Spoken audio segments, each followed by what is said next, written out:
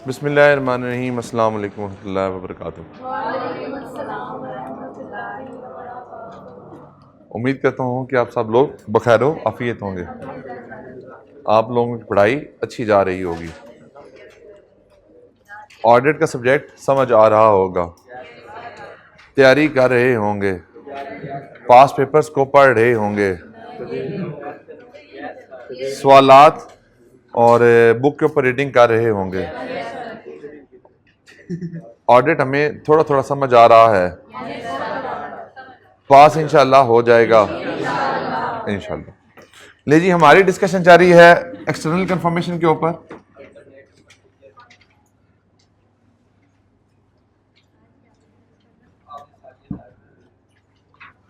और external confirmation में देखें, आज 3 दिन है, तीसरा दिन है, और तीसरे दिन में अभी तक हमने नोट्स नहीं ओपन किए। तो इसका मतलब क्या है कि मैं जितने सिनेरियोज आपको बिल्डअप करा रहा हूँ, ये एग्जाम्स के अंदर सिनेरियोज टेस्ट होने हैं, तो उस तरीके से एग्जाम्स लेवल की तैयारी हो रही है। वरना तो बुक पर रीडिंग करने से कितना टाइम लगता है? 1 घंटे में सारा टॉपिक खत्म हो सकता है, वो मसला नहीं है। लेकिन अगर आपको कॉन्सेप्ट्स बिल्डअप नहीं होने, अगर आपको पेपर की चीजें समझ नहीं आएंगी, तो फिर कोई फायदा नहीं होना। हमारा जो डिस्कशन हो रही थी वो हो रही थी कि अगर कंफर्मेशन का रिस्पॉन्स नहीं रिसीव होता, रिस्पॉन्स नॉट रिसीव्ड, फिर हम क्या करते हैं? अगर रिस्पॉन्स रिसीव ना हो तो फिर क्या करते हैं?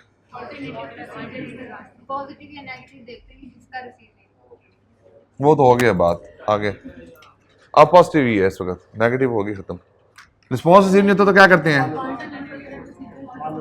और बेटा फॉलो अप करते हैं। फॉलो अप कब रिस्पॉन्स नहीं रिसीव हुआ, फिर क्या करते हैं? फिर आज जाते हैं अल्टरनेटिव प्रोसीजर्स की तरफ। और अल्टरनेटिव में हमने एक पार्ट डिस्कस कर लिया था कि जो बेसिकली आपने पैसे रिकवर किए हैं वो किसी सेल के अगेंस्ट ही रिकवर किए हैं। तो एक्सपोयर जो होता है, this is called the closing balance, जो आपको रिसीव अभी तक नहीं हुआ। तो जो पैसे आपको रिसीव नहीं हुए वो बाद में ईयर एंड के बाद आपको रिसीव हो जाते हैं। अगर सेल की थी तो सेल के पैसे भी रिकवर हो जाएंगे। फॉर एग्जांपल, दानिश ने मुझे पैसे देने थे, मेरी बुक्स में रिसीवेबल आ रहा है, दानिश की बुक्स में पेएबल आ रहा है। मौलवी साहब मेरे ऑडिटर हैं। अब मौलवी साहब कहते हैं कि सर ये आपने पैसे लेने हैं दानिश से, तो आप इसका प्रूफ दें कि क्या आपने वाकई दानिश से पैसे लेने हैं या नहीं लेने। तो मैं इसको दिखाऊंगा कि भाई ये देखो, ईयर एंड के ऊपर था, ये कंफर्मेशन भेजिए दानिश को, दानिश ने कंफर्मेशन का रिस्पांस दे दिया, बैलेंस वेरीफाई हो गया, ये बात को मान लेंगे। वर्स्ट केस सिनेरियो क्या है कि दानिश जो है वो कंफर्मेशन का रिस्पांस नहीं देंगे। अब सवाल पैदा होता है कि क्या वाकई जो पैसे लेने हैं या नहीं लेने। तो मैंने कहा जी ठीक है, आप ये देखें, ये ईयर एंड के बाद ये जैसे ईयर एंड क्लोज हुआ, इसकी मेरी टर्म से 30 डेज की, तो 30 डेज क्लोज हुए तो उसके बाद ये देखिए पेमेंट आ गई, ये पेमेंट का प्रूफ मेरे पास मौजूद है। इस पेमेंट को क्या कहते हैं? Subsequent clearance. क्या कहते हैं? सब्सिक्वेंट क्लियरेंस कहते हैं। सब्सिक्वेंट क्लियरेंस करने का तरीकार मैंने बताया था, बताओ भाई किस तरह से करते हैं सब्सिक्वेंट क्लियरेंस? चुहा रहे हो ना? बैंक स्टेटमेंट की क्रेडिट साइड देखेंगे, फिर क्या करेंगे? डेटर्स के जनरल लेजर के क्रेडिट साइड के साथ कंपेयर करेंगे, और फिर ये देखेंगे कि जो रिकवरी हुई है वो हमारी इसकी सेल के अगेंस्ट है या किसी और चीज की रिकवरी है। तो रिकवरी हो गई। अब हो सकता है कि सारी अमाउंट रिकवर हो जाए, और हो सकता है कि सारी अमाउंट रिकवर ना हो। कल क्लास में नहीं आई थी आप? अगर आपको सारी अमाउंट रिकवर ना हो तो फिर क्या होता है? फिर आपका नेट एक्सपोजर निकलता है, total exposure less subsequent recovery is equal to net exposure। और नेट एक्सपोजर जो होता है, फिर हम इसके ऊपर प्रोसीजर लगाते हैं। पहले आपने क्या करना है? टोटल एक्सपोजर में से रिकवरी को माइनस करके अमाउंट निकालनी है, वो जो रिमेनिंग अमाउंट बच जाएगी उसके ऊपर आपने आप प्रोसीजर लगाने हैं। यानी आपने इस टोटल एक्सपोजर को क्या करना है? वेरीफाई करना है। इस टोटल एक्सपोजर में से जो रिकवरी हो जाएगी वो रिकवरी के थ्रू टेस्ट कर लेंगे, बाकी जो अमाउंट है उसको किस तरह से टेस्ट किया जाएगा?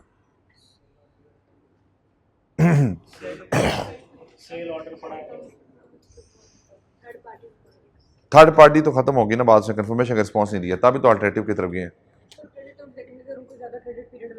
तो फिर से क्या होगा? बैलेंस के ऊपर क्या काम होगा? तो ठीक है, उसको 60 दिन का क्रेडिट पीरियड दिया हुआ, अभी 30 दिन गुजरे हैं, फिर मिस आप बताएं। हमने को परचेज किया, ठीक है, ऑर्डर कस्टमर के ऑर्डर से चेक कर लेंगे कि ऑर्डर रिसीव हुआ था या नहीं हुआ था। क्या सिर्फ ऑर्डर की बेस के ऊपर सेल वेरीफाई हो जाएगी? फिर क्या करेंगे? फिर सेल इनवॉइसेस को देखेंगे, क्या सेल इनवॉइस की बेस पे भी सेल रिकॉर्ड हो जाएगी? फिर गुड डिस्पैच नोट देखेंगे, फिर डिलीवरी चालान देखेंगे। तो इसका मतलब क्या है कि वी विल ऑब्टेन नहीं समझ आ रही, वी विल लड़ाई होगी है।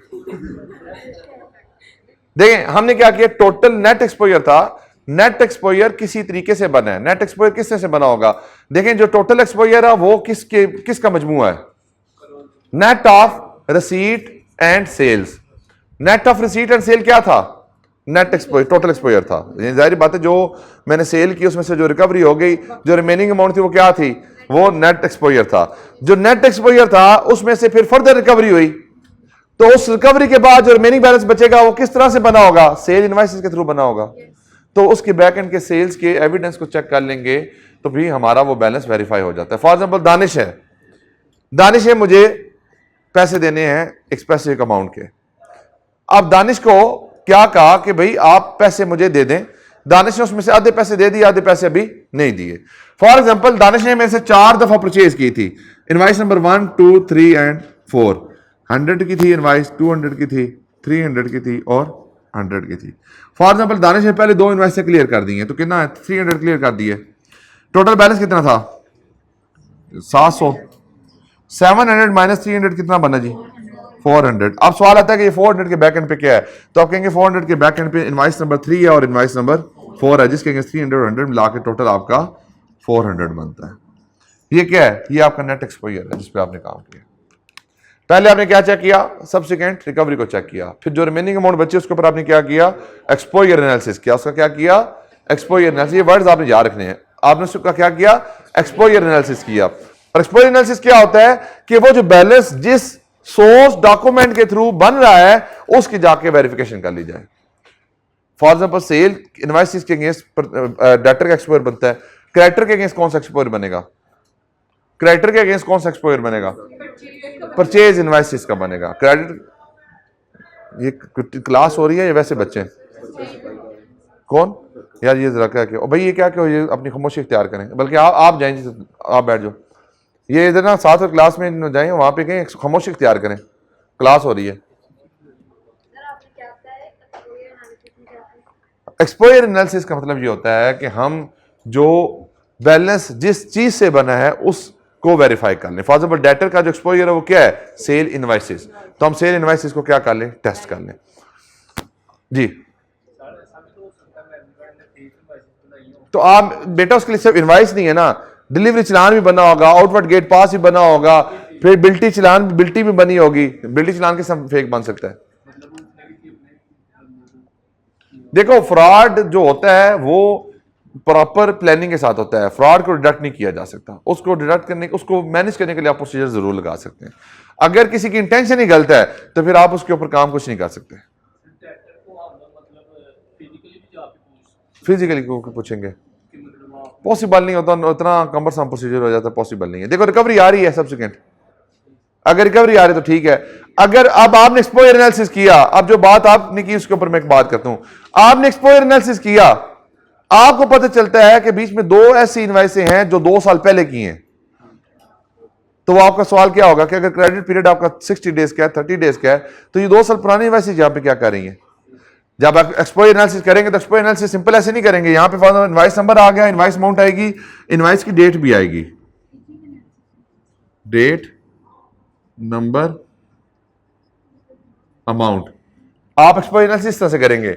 अब आपको एक इनवाइस आ रही है फॉर एग्जांपल 3 जैन 2019 की, तो आपको फौरी तौर पे सवाल क्या आएगा कि 2019 की इनवाइस अभी तक क्यों आ रही है? अगर तो फेक इनवाइस होगी तो ऑफिस में पकड़ लेंगे। इसका मतलब क्या है कि ये फ्रॉडुलेंट एक्टिविटी लग रही है, या डिस्प्यूटेड बैलेंस है, या कोई और प्रॉब्लम है यहां पे। ये बात समझ आई आपको या नहीं आई? अच्छा, अब ये तो जर्नल नॉर्मल प्रोसीजर है। मैं इसको एडवांस लेवल पे लेके जाने लगा हूं, जो अपने अल्टरनेटिव प्रोसीजर्स को। अभी हमने जो डिस्कशन किया ना, ये रनिंग बैलेंसेस की बात की। ये किस बैलेंसेस की बात किया? रनिंग बैलेंसेस वो होते हैं जिनमें कोई डिस्प्यूट नहीं होता, कोई प्रॉब्लम नहीं होती, नॉर्मल ट्रेड क्रेडिट्स होते हैं और वो नॉर्मल सर्कल के अंदर चलते रहते हैं। अब प्रॉब्लम आती है कि अगर किसी डेटर का बैलेंस डिस्प्यूटेड है, आप जाहिर बात है कंफर्मेशन नहीं आई, तो कंफर्मेशन ना आने की कोई रीजन हो सकती है। आप समटाइम क्या होता है, क्लाइंट आपको कंफर्मेशन भेजने भी नहीं देता। दो ऑप्शन है, आपने कंफर्मेशन भेजी, कंफर्मेशन का रिस्पांस नहीं आया। दूसरी ऑप्शन क्या है, क्लाइंट ने आपको रोक दिया, कंफर्मेशन आप भेजे ही नहीं। ये दो सिचुएशन है। नहीं, ऐसे स्कोप लिमिटेशन डायरेक्टली नहीं बनती। सबसे पहले आपको रीजन ऑफ रिफ्यूजल को असेस करना पड़ता है कि मैनेजमेंट क्यों रोक रही है कंफर्मेशन को ना कंफर्मेशन को भेजने से। फॉर एग्जांपल, मैं आपको कहूं कि आपने क्लास में नहीं आना आज, तो आप ये रीजन पूछेंगे ना, सर हमने क्लास में क्यों नहीं आना? मैंने कहा जी आप बैठ के बातें करते हैं, आप तंग करते हैं, आपको नींद आती है, इसलिए आपने क्लास से बाहर ही रहना। जब आपने क्लास से बाहर रहना है, आपने क्लास में एंटर नहीं होना। This is the reason. अब एक ऑप्शन ये है। दूसरी ऑप्शन क्या है कि भाई मुझे बस वैसे ही आपकी शक्ल अच्छी नहीं लग रही, आप इसलिए क्लास से बाहर चले जाएं। अब दोनों में से आप किस बात को मानेंगे? जो लॉजिकल बात होगी उसको मानेंगे। लॉजिकल बात क्या है कि भाई आपको नींद आ रही है, आप क्लास में नहीं आते, आप क्लास में एक्टिव होके आए। आपको जो है वो, दूसरी बात क्या थी? शक्ल वाली बात नहीं, शक्ल वाली तो गलत बात है ना, ठीक है जी। बातें करते हैं इसलिए आप क्लास में नहीं आ सकते, दोनों वैलिड रीजन है। इसी तरह से फॉर एग्जांपल, अगर आपने किसी क्लाइंट को कंफर्मेशन भेजने के लिए कहा और मैनेजमेंट ने मना कर दिया कि आप कंफर्मेशन नहीं भेज सकते, तो आप फौरी तौर पे अगला सवाल करेंगे कि व्हाट इज द रीजन। देखें, आप अपनी डेली लाइफ में चीजों को देखें। जब आपको किसी चीज से रोका जाता है तो आप उससे फौरन सवाल करते हैं। आप घर में आपके पेरेंट्स किसी काम से रोकेंगे तो क्यों भैया ऐसे क्यों नहीं करना? आप पहले सवाल क्या करते हैं? क्यों ऐसे क्यों नहीं करना? वो भी तो कर रहा है, ये भी तो हो रहा है, ऐसे भी तो हो रहा है, मैं ऐसे क्यों नहीं कर सकती? क्यों भाई? भाई बात है लॉजिक होनी चाहिए ना। तो माँ बाप कोई बात करते हैं तो उसके पीछे कोई ना कोई लॉजिक जरूर होती है। अब हमें उस लॉजिक को समझने की जरूरत होती है। हम अक्सर लॉजिक को समझ लेते हैं, कोशिश ही नहीं करते समटाइम हम लॉजिक को समझने की। क्या हुआ? अब ये तुम्हारा स्पेसिफिक मसला है तो क्लास में डिस्कस करो यार। नहीं, रीजन इसलिए नहीं हो, वो उनको पता है कि ये फुप्पो घर जाएगा तो घर की बातें उधर बताएगा, फिर उधर बताएगा तो फिर वो फुप्पो जो है अब्बा जी के साथ बात करेंगी, फिर आपस में क्या होगा, लड़ाई होगी। वो इसलिए कहते हैं कि उधर नहीं जाना। लॉजिक है ना, लॉजिक समझने की कोशिश करते हैं यार। अब वहां अच्छा, दूसरी बात क्या हो सकती है कि आप फुप्पो के घर जाएंगे तो मामू के घर फिर आप नहीं जा सकेंगे, फिर एक जगह भी जाएंगे ना, इधर नहीं जाएंगे या उधर नहीं जाएंगे। दोनों में से एक ही बात होती है ना। क्या चीज? रिश्ते कुछ नए रिश्ते हो जाते हैं, कुछ हुए रिश्ते खराब हो जाते हैं, बस ये होता है। तो देखो लॉजिक है। तो आप सबसे पहले सवाल क्या करते हैं जब क्लाइंट किसी चीज से रोकते हैं? तो आप फौरी तौर पर सवाल करते हैं, भाई ऐसे क्यों नहीं कर सकते?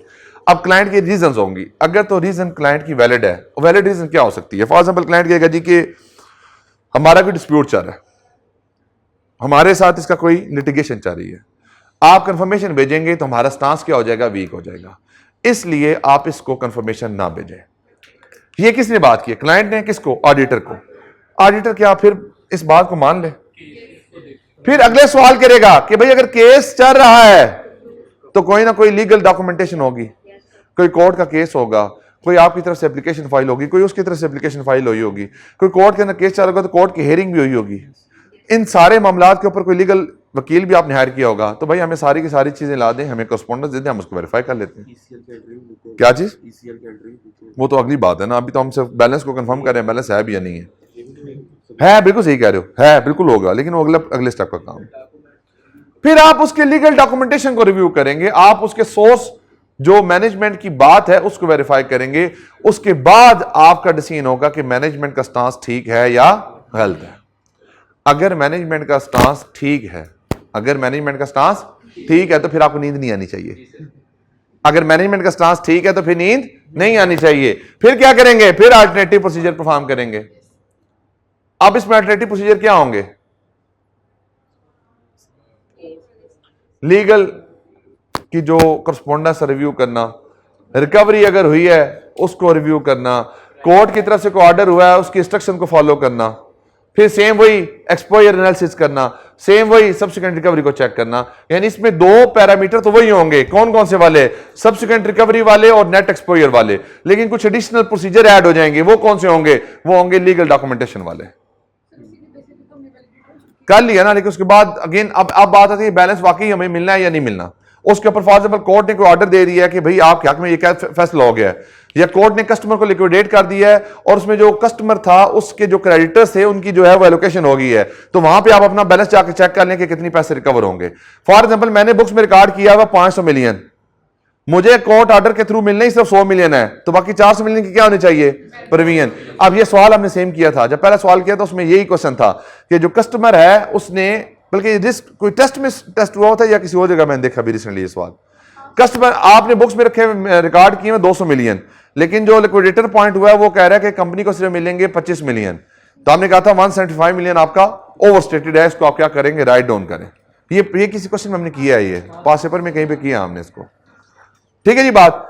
तो बाकी एक्सपोजर के ऊपर आप सेम काम करेंगे, लेकिन इसमें एडिशनल प्रोसीजर क्या होंगे कि अगर कोर्ट का कोई ऑर्डर आ गया है, इंटरम ऑर्डर समटाइम कोर्ट के आ जाते हैं, और अगर कोई क्रेडिट एलोकेशन हो गई है, अगर आपने अपनी कोई अमाउंट के ऊपर कोई केस विन कर लिया है तो फिर आप उसको रिकॉर्ड कर लेते हैं।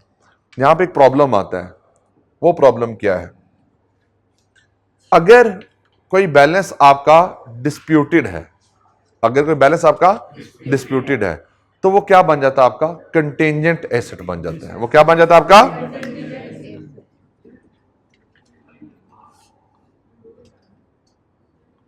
और कंटेंजेंट एसेट कब रिकॉर्ड किया जाता है, जब वर्चुअली सर्टेन हो। अब अगर कोई बैलेंस वर्चुअली सर्टेन नहीं है तो वैसे भी रिकॉर्ड नहीं हो सकता, फिर उसको क्या किया जाता है, डिस्क्लोज कर दिया जाता है। तो ये एस्पेक्ट भी आपने अपने ज़हन में रखना है। यार बेटा मुझे एक चीज बताओ, तुमने राइस कॉलेज के 20,000 रुपये देने हैं, राइस कॉलेज के 20,000 रुपये देने हैं। राइस कॉलेज के ऑडिटर अपॉइंट हो जाते हैं दानिश साहब। दानिश आके कहते हैं कि साद, तुम्हारा नाम क्या, अब्दुल्ला का 20,000 रुपये आपकी बुक्स में आ रहा है। राइस कॉलेज वाले कहेंगे ठीक है बिल्कुल आ रहा है जी, इसमें देखें ये इंस्टॉलमेंट में पे कर रहा है, ये 2 इंस्टॉलमेंट इसने पे कर दी है, 5,000 का पे हो गया, 15,000 रिमेनिंग है। दानिश कहेगा कि ठीक है अब मुझे ना एक्सपोजर एनालिसिस कराएं, तो मैनेजमेंट कहेगी हाँ जी आपको क्या चाहिए। दानिश ने उनको कहा कि आप इसका जो एडमिशन फॉर्म है ना वो मुझे दे दें, और जो एडमिशन फॉर्म के ऊपर सब्जेक्ट सेलेक्ट किए हैं वो बता दें, कितनी फीस थी वो बता दें, और इसने जो कॉन्ट्रैक्ट साइन करके फाइनल आपने इसको इनवाइस किया है वो कॉपी दे दें।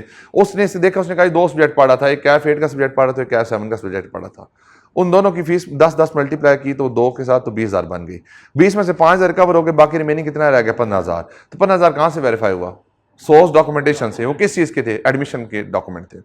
इस तरह से सेल के बैकएंड पे क्या होगा, सेल इनवाइस होगी, आपका जो ऑर्डर होगा, आपकी जो गुड डिस्पैच होगी, डिलीवरी चलान होगी, आउटवर्ड गेट पास होगा, तो जो सोर्स डॉक्यूमेंटेशन से बैलेंस बनता है उस बैलेंस की वेरिफिकेशन को एक्सपोजर एनालिसिस कहा जाता है। एक्सपोजर एनालिसिस, एक्सपोजर कैसे कहते हैं, net of receipt and sales, और वो जो नेट है उसमें उसका ब्रेकअप फर्दर, उसके ब्रेकअप क्या है, उसमें फर्दर जो रिकवरी है वो माइनस करें, और जो नॉट रिकवर्ड बैलेंस है उसको उसके सोर्स डॉक्यूमेंट से जाके वेरीफाई कर लें। देखिए आप तो इतनी बेसिक एग्जांपल्स आपको मिल रही हैं कि आपको याद हो रही है। फुफ्फो के घर क्यों नहीं जाना से बात शुरू हुई थी और कहां पे जा खत्म हुई, क्या चीज, मेरी फुफ्फो आई नहीं, अब्बा जी अकेले भाई थे, बेहतरीन नहीं हो गया। ये तो अब आप लोगों को पता होगा कि फुफ्फो के होने और ना होने के, फुफ्फो के होने के क्या फायदे हैं क्या नुकसान है। मुझे तो ना फायदा पता है ना नुकसान पता है। क्या चीज, नहीं ये मिसपरसेप्शन होती है नुकसान वाली, मतलब मैं बताते खुद इस चीज को देखें, ये बहुत बड़ी मिसपरसेप्शन होती है। देखें आपके लिए कोई जो फुफ्फो है उनके लिए उनके भी फिर आगे रिश्ते में जाके ये कुछ चीजें बनेंगी। जारी बात है, जो उनकी खाला है वो किसी की फुफ्फो है, जो आपकी खाला वो किसी की फुफ्फो है, तो आज जाके फुफ्फो का रोल तुम्हारे के पास है, ठीक है। क्या चीज, आपकी अम्मी भी तो किसी के लिए फुफ्फो है, तो बात तो फिर वहीं पे आती है। ये तो सोचने का म्यार है, ये तो रिलेशनशिप को एनालिसिस करने का म्यार है। खालाएं क्यों बेहतर लगती हैं, क्योंकि वो माँ के रिलेशनशिप के थ्रू होती हैं। फूफो क्यों बुरी लगती हैं? क्योंकि अब्बा के रिलेशनशिप से होती है। सीधी सी बात है। डोमिनेंस किसकी होती है? क्या चीज? डोमिनेंस किसकी होती है? जिस घर में माओ की डोमिनेंस ज्यादा हो उस घर में ही फुफियां बुरी लगती हैं, वरना फुफियां अच्छी लगती हैं। मैं सही बता रहा हूं आप लोगों को। हर एक का एक्सपीरियंसेस डिफरेंट हो सकते हैं, हर एक की अपनी पोजीशन डिफरेंट हो सकती है, तो मैं इस पर कमेंट इसलिए फर्दर नहीं करूंगा। बात तुम्हारी शुरू हुई थी, कहां से कहां चलेगी? आइंदा तुम भी कहोगे कह रहे कोई बात यार, ये तो होता रहता है। कॉन्फिडेंट होना चाहिए। कोई अगर आपको कोई मुश्किल आ भी जाए, किसी किस्म की कोई परेशानी आ भी जाए, तो आपने परेशान नहीं होना। देखो परेशानी आ गई ना, एकदम एकदम तोपों का रुख किधर से होता आपके ऊपर आ गया, परेशान तो नहीं हो भी लोगों तो क्या है। नहीं माजरा यार, मजाक कर रहा हूं। हम बात कर रहे हैं अल्टरनेटिव प्रोसीजर्स के ऊपर, और अल्टरनेटिव में फिर हमने कंफर्मेशन ना भेजने की जब बात हुई थी तो उसके ऊपर भी हमने काफी डिस्कशन की कि कंफर्मेशन ना भेजने के रीजंस क्या हैं। अगर मैनेजमेंट का स्टांस ठीक ना हो, आपने कहा कंफर्मेशन भेजनी है, मैनेजमेंट ने कहा जी नहीं भेजनी, आपने कहा क्यों नहीं भेजनी, उसने कहा जी मेरी मर्जी। जब उसने कहा कि मेरी मर्जी, तो फिर आपने कहा मेरी भी मर्जी, तुम्हारी मर्जी तो मेरी मर्जी, तुम कंफर्मेशन नहीं भेजोगे मैं रिपोर्ट नहीं दूंगा। अगर रिपोर्ट तो मुझे चाहिए, रिपोर्ट दूंगा तो डिस्क्लेमर दे दूंगा, रिपोर्ट दूंगा ही नहीं मैं आपको, या उसके अंदर लिख दूंगा कि आपने मुझे डाटा ही नहीं दिया, तो ठीक है ना दो डाटा। नहीं मैं सर आपके साथ कंप्रोमाइज कर, सर गड्डी ले लो, सर टर्की का विजिट कर लें, सर कोई काम, सर कुछ सर दरमियाना रास्ता तो इख्तियार करें ना सर। ये क्या बात हुई कि आप कह रहे हैं मैंने कंफर्मेशन नहीं देंगे तो मैं रिपोर्ट क्वालिफाई कर दूंगा। अब यहां पे किसका इम्तिहान है? ऑडिटर का इम्तिहान है। देखें, अच्छाई और बुराई हर जगह मौजूद होती है। रिज़्क आपका लिखा हुआ है, रिज़्क मिलना है, उसी सोर्स से मिलना है जिस सोर्स से आ रहा है। अब आपका डिसीजन है कि आपने उसको हलाल तरीके से लेना है या हराम तरीके से लेना है। मिलना है वही रिज़्क मिलना है, लेकिन डिफरेंशिएशन किसके ऊपर है? आपके ऊपर है। आप चाहेंगे तो वह हलाल तरीके से मिलेगा, आप चाहेंगे तो वो हराम तरीके से मिलेगा। तो हलाल और हराम की जो है ना, वो आपके इख्तियार में है। रिज़्क आपका लिखा हुआ है, वो मिल के ही रहना है, उसमें कभी कमी कोताही नहीं हो सकती। जब मौत का फरिश्ता आता है तो सबसे पहले आके देखता है कि इस बंदे के कोई आखिरी खाने का कोई लुकमा मौजूद हो। मशरक से मगरब, शुमाल से जनूब पूरा देख के आता है, मिलता है कोई खाने का लुकमा इसका नहीं बचा। फिर वो देखता है पानी, कि पानी का एक कतरा मशरक से मगरब, शुमाल से जनूब कहीं पे कोई इसका पानी का आखिरी कतरा मौजूद है या नहीं है, जवाब पता नहीं आता। फिर उसके बाद 30 नंबर पर आते हैं सांस, कि जब आपका कोई आखिरी सांस लिखा हो किसी जगह के ऊपर, तो उसके आता भी नहीं, अब इसके बाद आगे नहीं, तो उसको क्या हो जाती है, इंसान की जान कब्जे में चली जाती है। बात यह कि जो रिज़्क आपका लिखा हुआ है ना, जो सांस लिखी हुई है, जो आपका चीज़ लिखी है, वो आपको मिल के रहनी है, उस वक्त तक आपको मौत है नहीं आनी। तो इसलिए यकीन किसके ऊपर रखना चाहिए? अल्लाह की ज़ात पे रखना चाहिए। अगर ऑडिटर को इस तरह की कोई ऑफर आए तो ऑडिटर को क्या करना चाहिए? फौरी तौर पे रिजेक्ट करनी चाहिए। अल्लाह की ज़ात इंसान को देख रही है। आपकी देखें, हिसाब किस चीज़ का होगा? एक्ट का हिसाब नहीं होता, एक्ट का हिसाब नहीं होगा, एक्ट का हिसाब नहीं होगा। आपने क्यों उस एक्ट को किया उसका हिसाब होगा। आपकी अगर नीयत किसी काम को ठीक करने की थी और वो काम गलत हो गया तो यू आर नॉट गुनाहगार, आपको कोई उसका मसला नहीं है। लेकिन अगर आपने कोई काम गलत नीयत से किया था, आपकी इंटेंशंस बैड थी, उसका जरूर हिसाब होगा। ये जो सिग्नल लगे होते हैं, सिग्नल जब तोड़ा जाता है तो उसमें सबसे बड़ा इशू क्या है कि सिग्नल क्यों तोड़ा, ये नहीं कोई पूछता। सिग्नल टूटा है लेकिन सिग्नल क्यों तोड़ा ये कोई नहीं पूछता। फॉर एग्जाम्पल ऑटोमेटिक कैमरा लगा हुआ तो चलान हो गया तो हो गया। अब सिग्नल किसी ने तोड़ा है, अगर फॉर एग्जाम्पल कोई पेशेंट गाड़ी में मौजूद था, किसी की जान बचाना मकसद था, तो इंटेंशन क्या थी? पॉजिटिव थी, लेकिन वहां पे क्या हो गया? वहां पे चलान उसका हो गया, क्योंकि दुनिया का निजाम है। लेकिन अल्लाह के निजाम में क्या है कि भाई अगर आपकी इंटेंशन क्लियर है, अगर आपकी इंटेंशन में कोई मसला नहीं है, तो फिर आपको उस चीज का गुनाह नहीं है। तो आप इसलिए अपने रिस्क के ऊपर दुनिया पे भरोसा नहीं करेंगे, बल्कि अपने रिस्क के लिए अल्लाह की ज़ात पे इंशाल्लाह भरोसा करेंगे, और इस पर इंशाल्लाह साबित कदम भी रहना है। मैं आपको सही बता रहा हूँ, प्रैक्टिस अगर करेंगे, आप सीए फील्ड में जाएंगे, आपको हराम बहुत ज़्यादा देखने को मिलेगा। हर फील्ड में है, लेकिन मैं बताऊं हराम आपको बहुत ज़्यादा, क्योंकि जितनी ज़्यादा इंसान के पास पावर आती है उतने ही ज़्यादा इंसान के पास वसाइल भी आ जाते हैं इस तरह के गलत काम करने के। ठीक है, तो जब आप इसको करेंगे तो आपके ऊपर एक बहुत ज़्यादा जिम्मेदारी भी होगी कि आपने अपने रिज़्क के अंदर एक पैनी भी हराम की नहीं आने देनी। हराम की पैनी एक आई आपकी औलाद की परवरिश हराम, उनकी ग्रोथ हराम, फिर आप बच्चे बड़े आपके होंगे वो आपकी बात नहीं सुनेंगे, आपके साथ जो है वो हुस्न सलूक के साथ पेश नहीं आएंगे, आपको उठा के ओल्ड एज में फेंकेंगे और फिर आपकी वैल्यू वही होगी जो आप सोचेंगे कि शायद ये काम ना किया जाता, लेकिन उस वक्त सारा कुछ हो चुका होगा, फिर वो वक्त रिवर्स नहीं होता। आप जिस फेज ऑफ एज के अंदर हैं, इस फेज ऑफ एज के अंदर इंसान बहुत सारी गलतियां करता है और फितरत है, लेकिन उन गलतियों को मैं एक चीज आपको कहूंगा, वो गलतियां तो आप कर लेंगे लेकिन वो वक्त आपको रिवर्स नहीं होगा, वो वक्त आपको कभी वापस नहीं आएगा। जब आप अगले फेज में चले जाएंगे फिर आप इस फेज के ऊपर रिग्रेट फील कर रहे होंगे। तो इसलिए बेहतर ये होता है कि हर फेज ऑफ लाइफ में जिसमें आप गुजरे हो या जिसमें से गुजरना है, आप उसमें अपने आप को ठीक तरीके से लेकर चीज़ों को चलें। ठीक है जी। तो बात क्या हो रही थी एक्सटर्नल कंफर्मेशन के ऊपर, रिस्पॉन्स रिसीव नहीं हुआ, फॉलो अप करेंगे, फॉलो अप का रिस्पॉन्स रिसीव नहीं हुआ, फिर अल्टरनेटिव प्रोसीजर की तरफ जाएंगे। और समटाइम एक्सटर्नल कंफर्मेशन मैनेजमेंट हमें भेजने ही नहीं देती, तो फिर अल्टरनेटिव प्रोसीजर कब परफॉर्म करने और कब नहीं करने, इसके बारे में हमने डिस्कशन की थी। इसके अलावा एक छोटा सा कॉन्सेप्ट ये है इंटरम कंफर्मेशन का।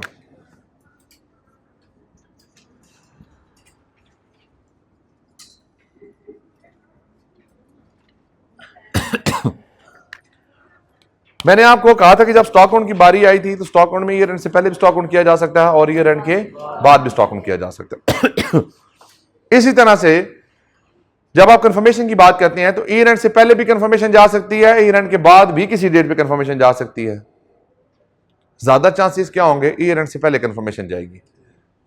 अब मैंने आपको एग्जांपल दी थी कि जब किसी एमएनसी का ऑडिट होता है, मल्टीनेशनल कंपनी का ऑडिट होता है, तो we have only certain days, some days to complete the audit. For example 5 days होते हैं या 10 days होते हैं। अब 10 दिन के अंदर ऑडिट कंप्लीट नहीं हो सकता। अब इस केस में हार्ड क्लोज किया जाता है। हार्ड क्लोज का कॉन्सेप्ट शायद मैंने आपको पहले भी दिया है। हार्ड क्लोज का कॉन्सेप्ट है आप लोगों को, दोबारा रिपीट भी कर देते हैं।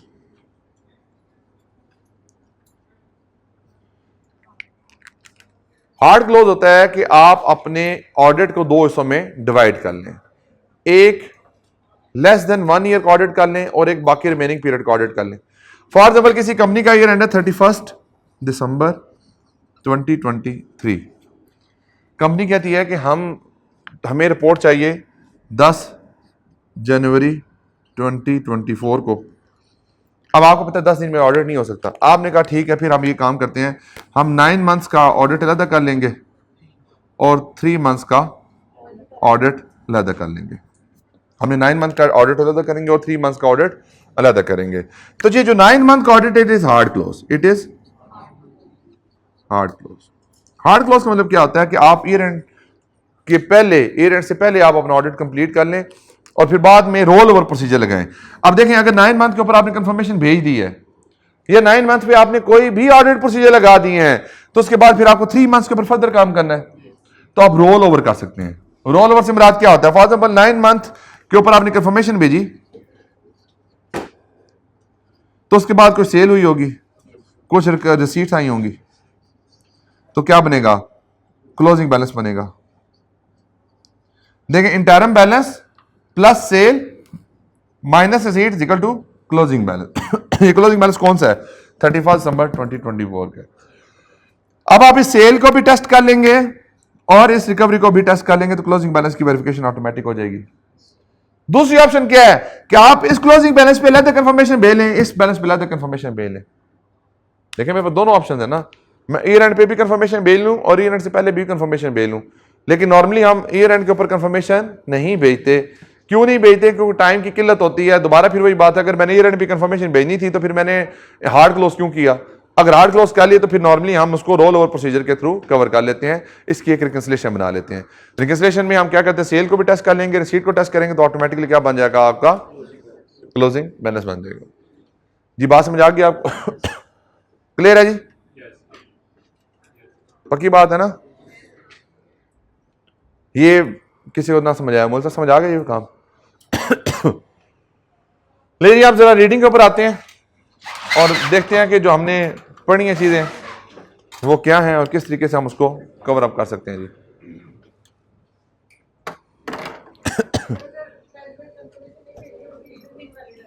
तो फिर स्कोप लिमिटेशन है, वो हम अभी डिस्कस इसलिए नहीं किया मैंने ज्यादा कि वो आप 7-8 सीरीज में जब रिपोर्ट पढ़नी तो वहां पे जाके डिस्कशन होगी उसकी।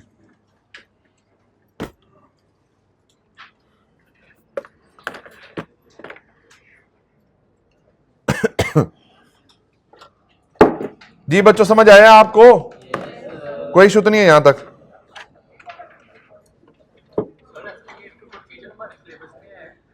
बिल्कुल है, हर एरिया में तो टेस्ट हो रहा है। इन्वेंट्री पर ये पड़ी है, एनआरवी टेस्ट हुआ है, डेटर पढ़ेंगे तो इसमें ईसीएल टेस्ट होगा, प्रॉपर्टी प्लांट इक्विपमेंट पड़ा उसमें इंपेयरमेंट टेस्ट हुई है। तो आपके वही तो है सारे,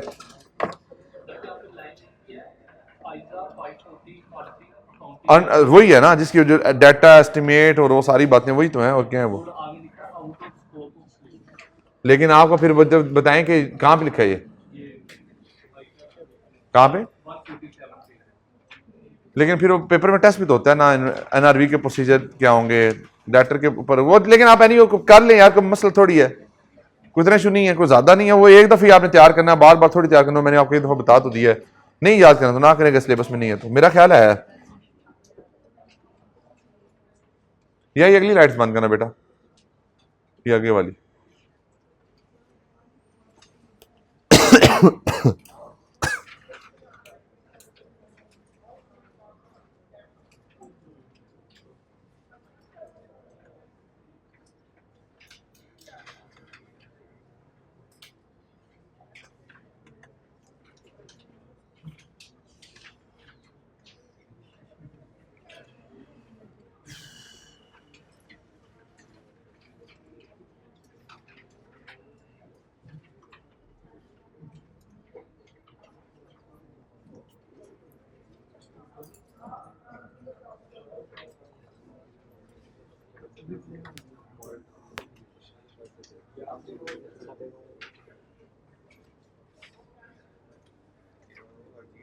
ये नोट्स हैं जो मैंने बनाए।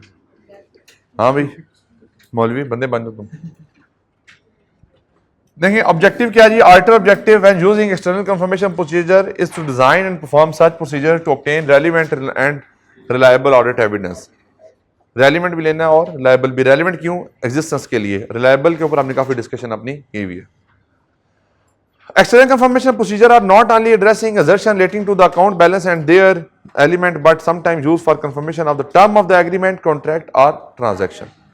फॉर एग्जाम्पल अगर आपको सेल की अगर कोई रिकॉर्डिंग है और उसमें कॉम्प्लेक्स ट्रांजैक्शन है, फॉर एग्जांपल आप कोई बिल्डिंग बना रहे हैं, आप कंस्ट्रक्शन की सर्विसेज देते हैं, तो उस केस में जो परसेंटेज ऑफ कंप्लीशन है उसके हिसाब से आपकी बिलिंग होती है। अब वहाँ पे बड़ी स्ट्रिंजेंट टर्म्स होती हैं, तो आप उसको ऊपर बैलेंस की कंफर्मेशन नहीं लेंगे बल्कि आप टर्म्स की भी कंफर्मेशन को ले सकते हैं। Situation when confirmation of account payable may be an effective audit procedure include. अब यहाँ पे बेसिकली जो कंफर्मेशन है ये ओवरऑल कंफर्मेशन की हम बात कर रहे हैं, चाहे वो पेबल फंक्शन की है चाहे वो रिसीवेबल फंक्शन की है, कंफर्मेशन होती है। ठीक है जी। अब कंफर्मेशन भेजना क्यों जरूरी है, आपको मैंने 2-3 बातें बताई थी। अगर आपका जो इंटरनल डॉक्यूमेंट है वो क्या होता है, लेस रिलायबल होता है। थर्ड पार्टी का एविडेंस क्या होता है, मोर रिलायबल होता है। अगर एंटिटी के इंटरनल कंट्रोल वीक हैं तो उस केस में जो एंटिटी ने इंफॉर्मेशन रिकॉर्ड की होगी वो क्या है, नॉट रिलायबल होगी। जब एंटिटी की इंटरनल इंफॉर्मेशन नॉट रिलायबल है तो फिर हम क्या करेंगे, फिर हम एक्सटर्नल कंफर्मेशन की तरफ जाएंगे। तो ये उस तरह की बातें लिखी हैं। कहते हैं जी client control over payable and cash disbursements are poor, creating a greater risk of unprocessed and unrecorded vendor invoices. यानी पेबल अब देखें पेबल है या रिसीवेबल है। अब फॉर एग्जांपल कि आपको ये पेपर में सवाल आ जाए कि कंफर्मेशन भेजना क्यों जरूरी है, आप उस केस में उसमें मुख्तलिफ एस्पेक्ट्स को लिखेंगे। एक तो आप लिखेंगे रिलायबिलिटी के पॉइंट ऑफ व्यू से। रिलायबिलिटी के पॉइंट ऑफ व्यू से क्या लिखेंगे कि इंटरनल इंफॉर्मेशन से ज्यादा एक्सटर्नल इंफॉर्मेशन जो होती है ज्यादा रिलायबल होती है। दूसरे नंबर पे अगर एंटिटी के इंटरनल कंट्रोल वीक हैं तो फिर जो रिकॉर्डिंग ऑफ ट्रांजैक्शन है वो ठीक नहीं होगी। जब रिकॉर्डिंग ऑफ ट्रांजैक्शन ठीक नहीं होगी तो जो बैलेंस आ रहा है वो भी ठीक नहीं होगा। तो जब बैलेंस ठीक नहीं होगा तो इसलिए फिर एक्सटर्नल कंफर्मेशन जो है वही ज्यादा आपको एविडेंस दे सकती है। इंटरनल कंफर्मेशन आपको इंटरनल जो डाटा वो आपको उसके बैलेंस के बारे में कंफर्मेशन नहीं दे सकेगा। इंडस्ट्री प्रैक्टिसेस में create high risk of unrecorded liabilities और इनअप्रोप्रिएट अकाउंटिंग। मैंने आपको बताया था समटाइम ओमिटेड लायबिलिटीज का इशू हो सकता है, बताया था ना मैंने आपको। अब जब ओमिटेड लायबिलिटी होगी, अब आपने फोकस करना है क्योंकि ये फंक्शन फिर आगे जाके उधर भी यूज होगा जब आप पेबल फंक्शन के ऊपर काम करेंगे। एक सिनेरियो में आप लोगों को बताता हूं, आप लोगों ने आंसर करना है कि उसमें क्या करेंगे। पार्टी ए और पार्टी बी। पार्टी ए से जो बैलेंस लेना है 100 रुपए का लेना है पार्टी बी से जो बैलेंस लेना है वो 1 मिलियन का लेना है। ये दोनों पेबल हैं, ये दोनों क्या है, पेबल्स हैं। मुझे बताएं कंफर्मेशन किसको भेजनी चाहिए और किसको नहीं भेजनी चाहिए जी। आप से समझिए कि काफी ज्यादा बैलेंसेस हैं 100 वाले, पार्टी ए सी डी ई।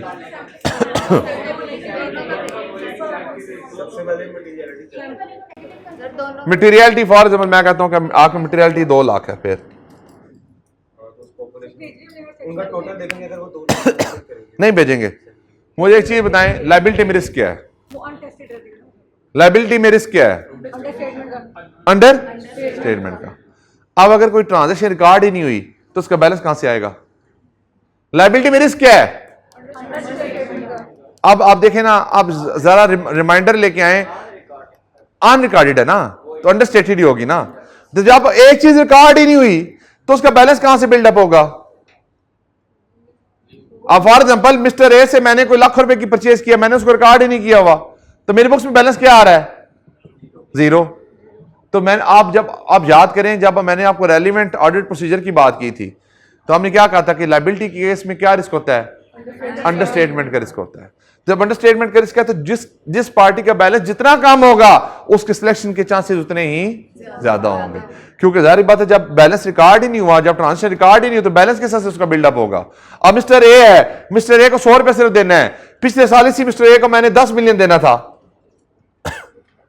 इसका मतलब क्या है कि मैंने इस पेबल को रिकॉर्ड नहीं किया करंट पीरियड में, तो इस कम बैलेंस को मैं क्या करूंगा? सर्कुलाइज करूंगा। ये बात समझ आई? पेबल के केस में आपकी कंफर्मेशन की जो सिलेक्शन होती है उसकी जो बेसिस होती हैं वो जितना 0 बैलेंस होगा या कम बैलेंस होगा उसके सिलेक्शन के चांस ज्यादा होंगे।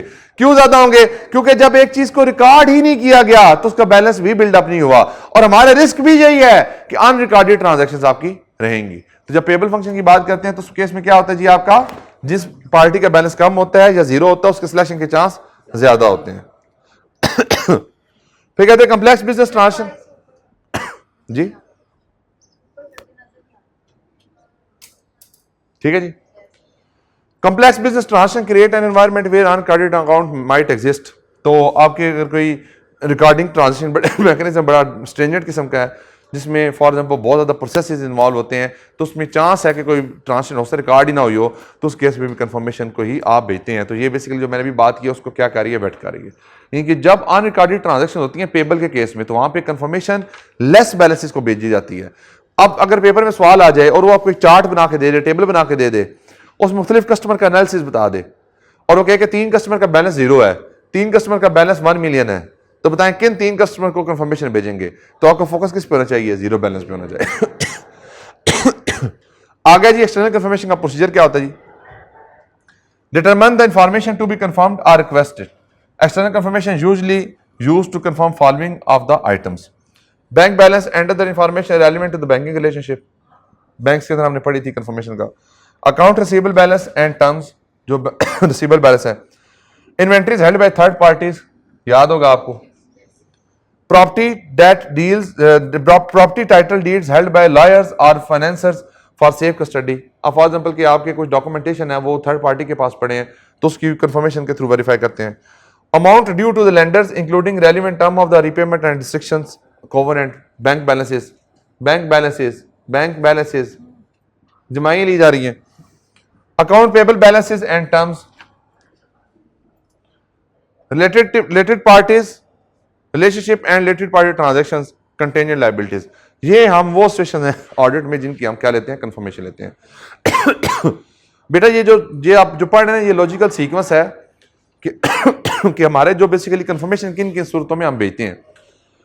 बैंक बैलेंस की ऑलरेडी हम कंफर्मेशन डिस्कस कर चुके हैं। अकाउंट बैलेंस की अभी हमने डिस्कस किया। इन्वेंटरीज वाली हम ऑलरेडी डिस्कस कर चुके हैं। प्रॉपर्टी टाइटल वाली बात हमने पहले डिस्कस नहीं की। लेंडर्स वाली हम ऑलरेडी डिस्कस कर चुके हैं।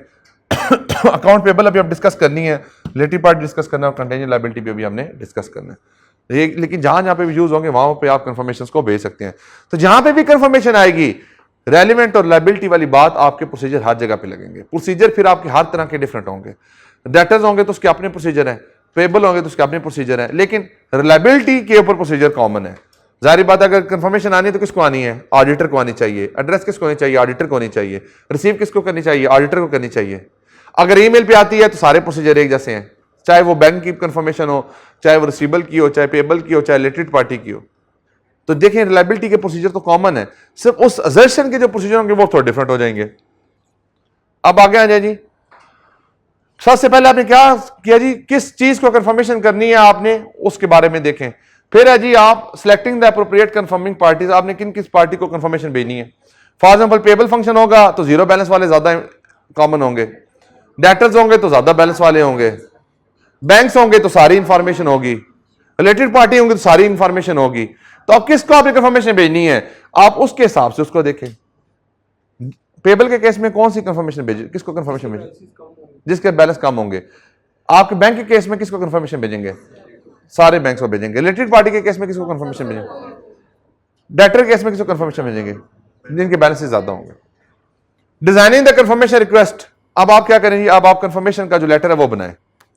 कंफर्मेशन का जब लेटर बनाना आपने, द असर्शन बीइंग एड्रेस्ड, आप जाहिर बात है ई ऑफ द असर्शन एग्जिस्टेंस को हम ज्यादा वेरीफाई करते हैं, वो आता है जी specific identified risk of material statement including fraud is factor, the layout and presentation of the confirmation request including positive और नेगेटिव कंफर्मेशन।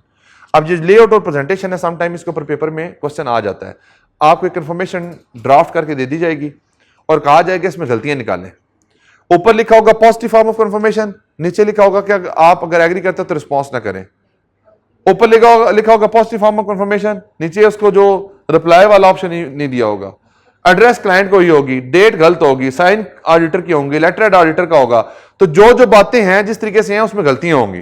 आपने गलतियों को क्या करना है, आइडेंटिफाई करना है। तो ये लेआउट एंड प्रेजेंटेशन वाली बात है। इसके दो फॉर्मेट्स होते हैं, वो मैं बुक के अंदर देख लेते हैं।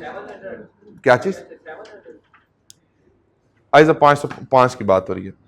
फिर prior experience on the audit of the similar engagement. अब हमें ये क्यों करना पड़ा, प्रायर एक्सपीरियंस को क्यों देखना पड़ा, पॉजिटिव भेजनी है या नेगेटिव भेजनी है उस चीज के लिए। याद होगा आपको कि अगर हमारा प्रायर एक्सपीरियंस है कि कंफर्मेशन का रिस्पांस नहीं आता तो फिर हम वहां पे नेगेटिव कंफर्मेशन नहीं भेज सकते।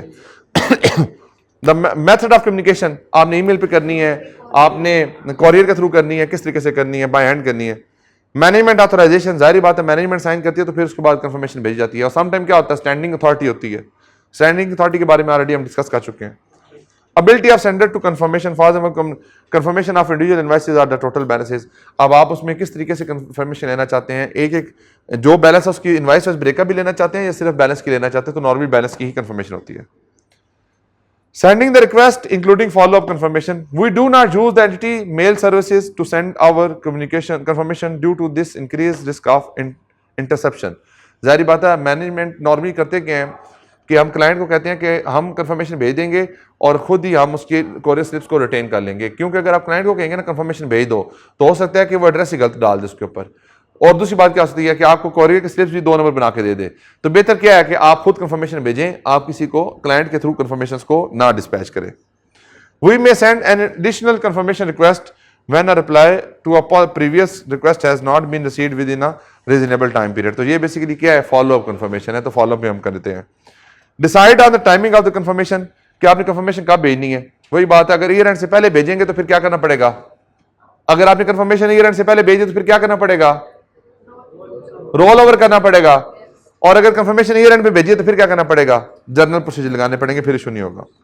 Usually confirmation are circulated at year end, usually confirmation कब भेजी जाती हैं, ईयर एंड भेजी जाती हैं। But in some cases confirmation may be circulated at interim period before the year end, in which case the auditor will need to check the change in the balance between the confirmation date and the end of the reporting period। तो उस दो डेटों के दरमियान जो difference होता है cell और receipts का, उसके ऊपर हम अपने वेरिफिकेशन के प्रोसीजर लगा लेते हैं। क्लियर है यहां तक जी? ये भेजा हुआ ऑलरेडी, नोट्स में देखना। फिर है जी पॉजिटिव फॉर्म ऑफ कंफर्मेशन, उसकी डेफिनेशन है। फिर नेगेटिव फॉर्म ऑफ कंफर्मेशन है, उसकी डेफिनेशन है। ये दोनों आपने ऑलरेडी पढ़ी हैं, ये मैंने बोर्ड टेल में कराई हैं, आप इसको खुद देख लीजिएगा। फिर है जी management refusal to allow the send confirmation, अगर मैनेजमेंट आपको अलाउ नहीं करती कंफर्मेशन भेजने के बारे में, जो भी हमने डिस्कस किया है। If management refuse to allow us to send a confirmation request, we shall inquire as to management reasons for the refusal and seek audit evidence as to their validity and reasonableness. जो बात की है उसको पहले assess करें। Evaluate the impact on risk of material misstatement due to fraud and on nature, timing and extent of the further procedure। जाहिर बात है अगर अब ये जो बात होगी ना बार बार ये वाला प्रोसीजर आपको मिलेगा, evaluate impact on the risk of material misstatement।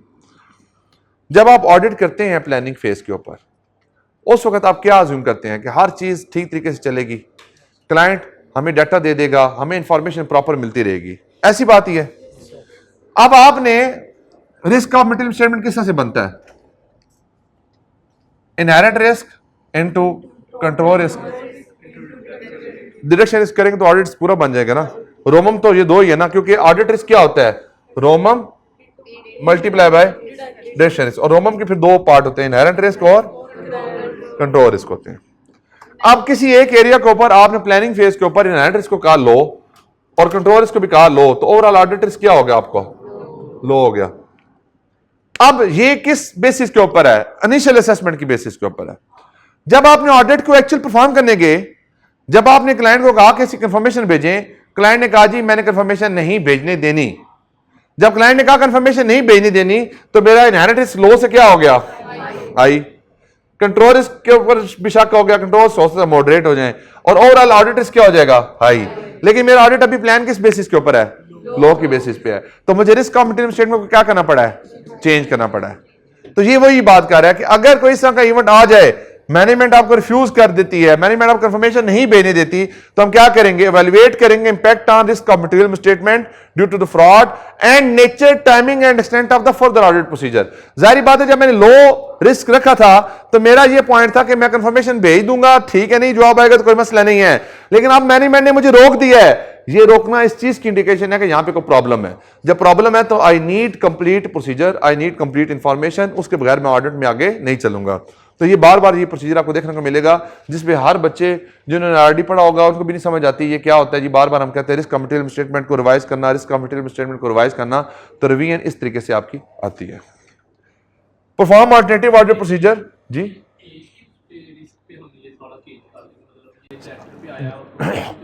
देखो डेटर पे आया तो डेटर के साथ सेल भी लिंक्ड है, तो डेटर का भी रिस्क मैं हाई कर दूंगा, सेल का भी रिस्क हाई कर दूंगा। सेल में वैसे भी इनहेरेंट रिस्क हाई होता है नॉर्मल। अजर्शन नहीं, देखो अजर्शन लेवल का था और फाइनेंशियल स्टेटमेंट लेवल का था, हर कैप्शन का था ना। सेल के ऊपर लादा था, डेटर पे लादा था। अभी मैंने किसका किया? डेटर का किया। सिर्फ डेटर के साथ लिंक क्या है? रिसीवेबल। सो डेटर का लिंक क्या है? सेल। सेल और डेटर इकट्ठे हैं। पेबल के साथ क्या लिंक होगा? परचेज। एक्सपेंस के साथ क्या लिंक होगा? पेबल। तो ये आपस में लिंक होते हैं, जिसके लिंक में वो सारी चीजें करेंगे। अब यहां पे बेसिकली देखें, अगर मैनेजमेंट का पॉइंट रिफ्यूजल किसी लीगल मैटर की वजह से, तो लीगल मैटर के भी प्रोसीजर आपको फिर लिखने पड़ेंगे। Perform alternative audit procedure designed to obtain relevant and reliable audit evidence. Procedure may similar to those determined appropriate for a non response. जो नॉन रिस्पॉन्स के लिए प्रोसीजर आपके होते हैं, हम उसके ऊपर बेस पे करते हैं। अगर मैनेजमेंट की रिफ्यूजल वैलिड हो और उसको वैलिडिटी को चेक करने के लिए फिर हमें प्रोसीजर लगाने पड़ते हैं। वो प्रोसीजर क्या होंगे? लीगल ओपिनियन लेनी पड़ेगी, कोर्ट ऑर्डर देखना पड़ेगा, और बाकी जो डॉक्यूमेंटेशन है उसकी वो देखनी पड़ेगी। उसकी बेस पे हम डिसाइड करेंगे कि मैनेजमेंट की रीजन ठीक है या गलत है। अगर मैनेजमेंट की रीजन ठीक हो तो फिर क्या करेंगे? अल्टरनेटिव प्रोसीजर पे जाएंगे। और अगर मैनेजमेंट की रीजन ठीक ना हो तो फिर क्या होगा? आपके लिए स्कोप लिमिटेशन बन जाएगी। If management response is not reasonable, यानी कि मैनेजमेंट जो बात कर रही है वो ठीक नहीं है, कोई लीगल केस भी नहीं है, कोई प्रॉब्लम भी नहीं है, फिर भी कंफर्मेशन नहीं भेजने देने जा रहे, then we shall communicate with those charged with governance and check impact on the audit report due to the scope limitation। scope limitation के ऊपर वजह से हम ऑडिट के ऊपर उसका इम्पैक्ट चेक करेंगे जी।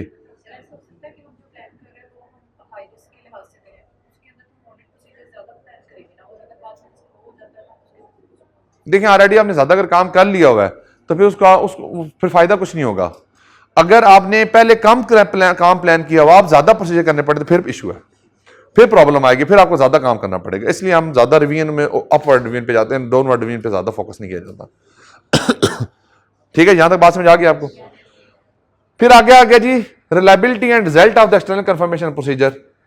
रिलायबिलिटी को टेस्ट करना है और एक्सटर्नल कंफर्मेशन के रिजल्ट्स को चेक करना है। Reliability of response to the confirmation request. Response received electronically, for email को रिस्पॉन्स आया आपको। Response received electronically, for example by first email or email involved risk as to the reliability because proof of origin and authority of the respondent may be difficult to establish। जाहिर बात है कि कहां से आया, किसने भेजा है, अब अगर डोमेन की बात की जाए तो वो तो पीएन की डोमेन होती है। तो पीएन अगर अपनी, जाहिर बात है जो ऑफिस बॉय है उसकी भी तो डोमेन है, वो भी क्या बना होगा, फॉर एग्जांपल के nosherwan@abc.com। अब नौशरवान की क्या पोजीशन है ये मैटर नहीं करती, जाहिर बात है जो अथॉरिटी है वो क्या मेरे पास है या नहीं है। मेरी अथॉरिटी कहाँ से वेरीफाई होगी, उस क्लाइंट की जो टॉप मैनेजमेंट है, अगर उन्होंने मुझे ऑथराइज किया तो फिर मेरी अथॉरिटी आइडेंटिफाई होगी। ठीक है जी, नंबर 1 बात। नंबर 2 बात कि जो बंदा कंफर्मेशन भेज रहा है वो क्या पर्सनल ईमेल आईडी से भेज रहा है तो फिर रिलायबल नहीं है। अगर वो कंपनी की डोमेन से भेज रहा है तो फिर रिलायबल है। तो यहां पे क्या कहते हैं जी कि 10 use of encryption, data encryption जो होता है वो उसके through electronical digital signatures and procedure to verify website authenticity may improve the security of the electronical communication system of or process. यानी कि अगर पेपर में सवाल आ जाए कि अगर ईमेल के थ्रू आपको रिस्पॉन्स आया तो आप क्या प्रोसीजर लगाएंगे, तो आप फिर उस केस में ये वाले प्रोसीजर आप लिख देंगे। इंक्रिप्शन, डाटा चेक कर लेंगे, डिजिटल सिग्नेचर चेक कर लेंगे और ये सारे काम आप वहां पे कर सकते हैं। It is important, it can be tested. Confirming party use a third party to coordinate and provide response to the confirmation request. For example, मैंने confirmation भेजी मौलवी को, मौलवी ने इस मौलवी को राब्ता किया, क्या मौलवी ना मारे तो मौलवी मर्दा नहीं, तो मौलवी ने राब्ता कर लिया। मैंने मौलवी को confirmation भेजी, मौलवी ने अपनी confirmation का रिस्पॉन्स करने के लिए दूसरे मौलवी को हायर कर लिया और कहा कि तुम मेरी बिहाफ पे confirmation का जवाब दे दो। ये indirect communication होती है। If such case there is a risk that response may not be from the proper source. इस मौलवी की तरफ से रिस्पॉन्स आना चाहिए था, आया किसकी तरफ से है, इसकी तरफ से है, ये भी मौलवी है, ये भी मौलवी, दोनों मौलवी हैं, लेकिन ये मौलवी जो है ना ये हमारे लिए ट्रस्टवर्दी नहीं है, क्योंकि हमारा क्लाइंट कौन है, ये वाला मौलवी है। सही है ना यार। मौलवी ये समझाने के लिए मैं एग्जांपल देता हूं ताकि तुम पेपर में बैठ के बोलो नहीं। समझ आ रही है ना बात की। In such case, there is a risk that the response may not be from the proper source. Respondent may not be authorized and integrity of transmission may be compromised. Auditor will not accept this as evidence. Auditor इसको evidence के तौर पर accept ही नहीं करेगा। मैं क्या कहूँगा कि मौलवी वो वाला हो जिसने सर के बालों पे तेल लगाया हुआ है और दाढ़ी जो थोड़ी लंबी वाली है, ये वाला मौलवी हमारा क्लाइंट है, ये मौलवी कंफर्मेशन भेजे, ये चुहारा मौलवी है, ये इसकी कंफर्मेशन हमें नहीं चाहिए। फिर oral response to the confirmation request, ये कोई एविडेंस नहीं होता ऑरल कंफर्मेशन, तो हमें इसको एक्सेप्ट नहीं करना चाहिए। On its own an oral response to confirmation request does not meet the definition of external confirmation because it is not a, ज्यादा पढ़ ली है, माफी दे दो।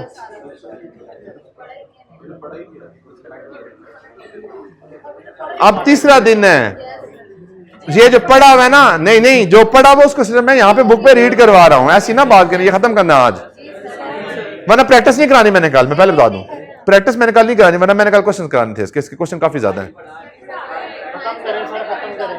लो जी बस खत्म हो गया, खत्म हो गया। कल इसको पढ़ेंगे दोबारा, आप जितनी प्रैक्टिस होगी फिर वही देखेंगे। ले जी आज की डिस्कशन को यहीं पे करते हैं कंक्लूड, मिलते हैं इंशाल्लाह फिर अगली क्लास में, तब तक के लिए अल्लाह हाफिज।